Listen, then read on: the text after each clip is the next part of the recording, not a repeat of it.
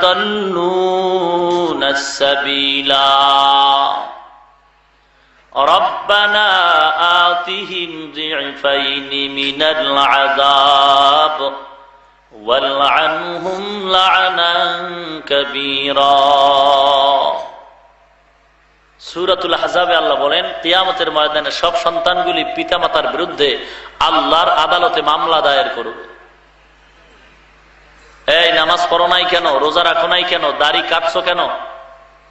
সন্তান আল্লাহর আদালতে মামলা দায়ের করবে, আল্লাহ আমি দাড়ি কাটি না, আমার মা বাপ কাটাইছে। আমি সুদের রাস্তা চিনতাম না, মা বাবায় চিনাইছে। কবর পূজা, দরগা পূজা, দুর্গা পূজা আমি চিনতাম না, মা বাবায় আমাকে চিনাইছে। সকালের নাস্তা আমার হইল কিনা মা বাবায় মোবাইল করে মায়ের থেকে দেখছি, খবর নেই। কিন্তু ফজরের নামাজ পড়লাম কিনা মা বাবা কখনো আমার খোঁজ নেয় নাই। দেখতাম আমার বাবায় জুমার নামাজের জন্য মসজিদে যায়, কখনো আমাকে ডাকে নাই। দেখতাম আমার বাবায় ওয়াজের প্যান্ডেলে যায়, আমার বাবায় আমাকে কখনো ডাকে নাই। আমার বাবা আমাকে গুনাহ চিনাইছে, আমি চিনতাম না গুনাহ কি জিনিস, চিনতাম না সুদের টাকা কোথায় পাওয়া যায়, বাবায় চিনাইছে। আমি চিনতাম না ডক্টর ইউনুসকে, আমার বাবায় চিনাইছে। ডক্টর ইউনুস গ্রামীণ ব্যাংকের লিডার। আমি জানতাম না কোথায় গেলে সেজদা করে বাবার ধুলা নেওয়া যায়, আমার বাবায় চিনাইছে।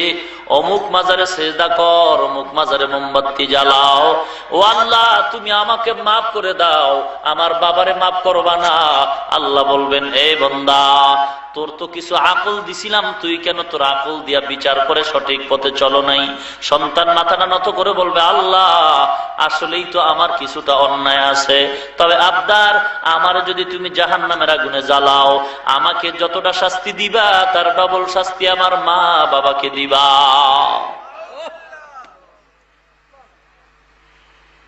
পয়গম্বর বলেন, ক্বালা রাসূলুল্লাহ সাল্লাল্লাহু আলাইহি ওয়াসাল্লাম,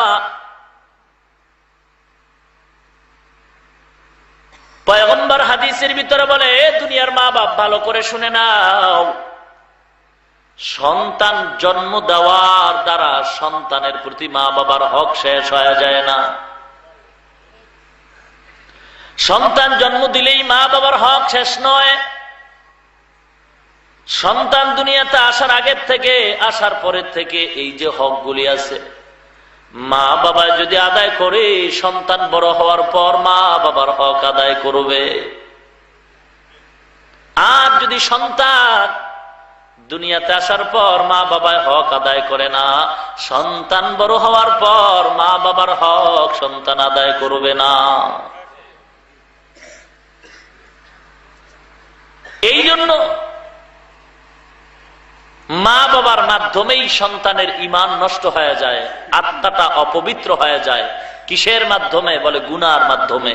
গুনার থেকে বাঁচার উপায় কি? বলে একমাত্র মেডিসিন তাকওয়া। কিসের মেডিসিন? তাকওয়া। তাকওয়া কি, তাকওয়া কিভাবে, এ বিষয়ে বিস্তারিত আলোচনা হয়ে গেছে। তাকওয়া যার মধ্যে থাকে তাকেই বলা হয় মুত্তাকিন। আর মুত্তাকিনদের জন্যই জান্নাত। মুত্তাকিনদের জন্যই মুত্তাকিন কারা? যাদের ভিতর আল্লাহর ভয় থাকবে। যার মধ্যে কি থাকবে? আর এ সমস্ত মুত্তাকিনরাই জান্নাত পাবে। আজকে মা বাবা সন্তানকে এই বিপদগামী করে কেন? বলে একমাত্র তাকওয়ার অভাব। মানুষগুলি এত শোনার পরেও দিনের পথে সঠিকভাবে চলে না কেন? বলে তাকওয়ার অভাব। মান উলিদা লাহু ওয়ালাদুন ফালিয়ুহসিন ইসমুহু ওয়া আদাবাহ فإذا بلغ فليزوجه فإن بلغ ولم يزوجه فأصاب إثما فإنما إثمه على أبيه। পয়গম্বর বলেন, এ দুনিয়ার মাতা পিতা ভালো করে শুনে নাও, সন্তান যদি দুনিয়াতে ভূমিষ্ঠ হয়, তোমার কিছু দায়িত্ব আছে, পালন করো। তুমি যদি বুড়া হও, সন্তান বড় হয়ে দায়িত্ব পালন করবে। এ আল্লাহর গোলাম, এত ওয়াজ, চতুর্মুখী দিনের খেদমত, তাবলীগ ওয়ালাদের মাধ্যমে কত দিনের দাওয়াতি কাজ চলছে সমাজের মধ্যে। সারা দুনিয়া জুড়ে তাবলীগের খেদমত চলতেছে, যার জ্বলন্ত প্রমাণ প্রতিটি বছর 2 বার ইজতিমা হয়, কারণ লোক কম হয়, এই কারণে 2 বার।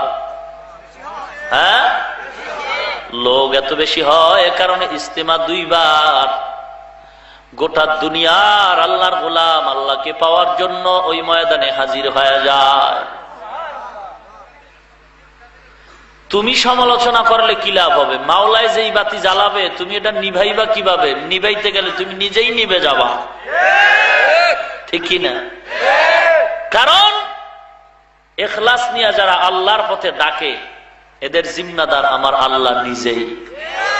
وَمَنْ أَحْسَنُ قَوْلًا مِّمَّنْ دَعَا إِلَى اللَّهِ وَعَمِلَ صَالِحًا وَقَالَ إِنَّنِي مِنَ الْمُسْلِمِينَ। তার চাইতে ভালো কথা আর কার হবে? যে মানুষকে, পথহারা মানুষকে, আল্লাহ বলা মানুষকে আল্লাহর পথে ডাকে, আর সে গর্ব করে বলে আমি মুসলমান। এই মুসলমানের জন্য গর্বের টাইটেল হলো আমি মুসলমান। এই আল্লাহর গোলাম,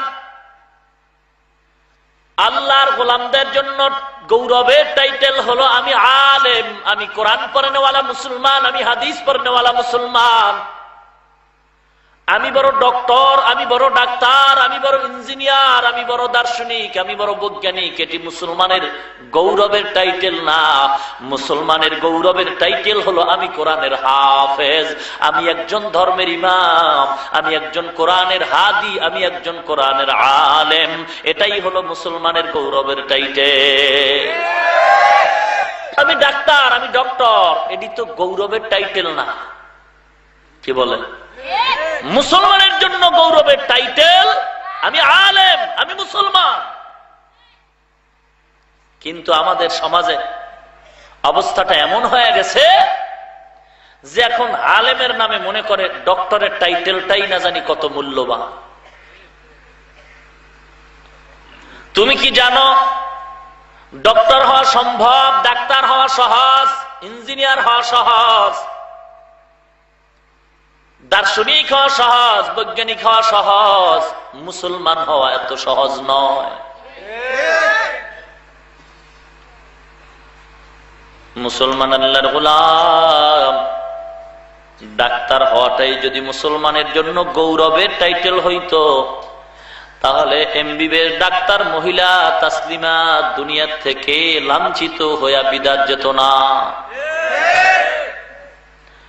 ডক্টর প্রফেসরের টাইটেলটা যদি মুসলমানের গৌরবের টাইটেল হইতো, তাহলে আহমদ শরীফ নামের ডক্টর প্রফেসর দুনিয়ার মুসলমানের মুখে এইরকম গালি কখনো বরদোয়া পাইতো না। মুসলমানের জন্য গৌরবের টাইটেল হলো কোরআনে হাফেজ। আকালা ইন্নানি মিনাল মুসলিমিন, সে গৌরব করে বলবে আমি একজন মুসলমান। আর মুসলমান গৌরব করে হুজুর কিছু দিলাম, কি হইছে? দোয়া চাই। কি দোয়া? সন্তান মেট্রিক পাস করলো, সন্তান বিএ পাস করছে, আরো কত অহংকার, বলে আমার মেয়েটা লন্ডন লেখাপড়া করে মাস্টার্স পাস করেছে, ডিগ্রি পাস করেছে, ডাক্তারের সার্টিফিকেট নিছে। আসলে তোমার সন্তানটা ডাক্তারি পাস করলো, ডক্টরি পাস করলো, বিদেশ পাঠাইলা, আসলে বিএ পাস করে নাই, ভিতরে ইনডাইরেক্টলি বিয়া পাস করেছে। ইনডাইরেক্ট বিয়া হলো খুতবা ছাড়া বিয়া, বুঝেন নাই? ইজাব কবুল ছাড়া বিয়া।